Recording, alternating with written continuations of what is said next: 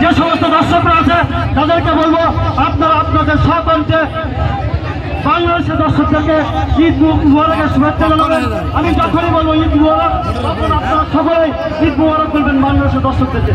তো রেডি দর্শক, রেডি দর্শক, রেডি?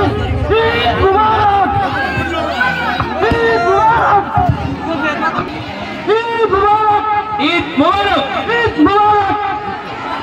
ধন্যবাদ, ধন্যবাদ। আমি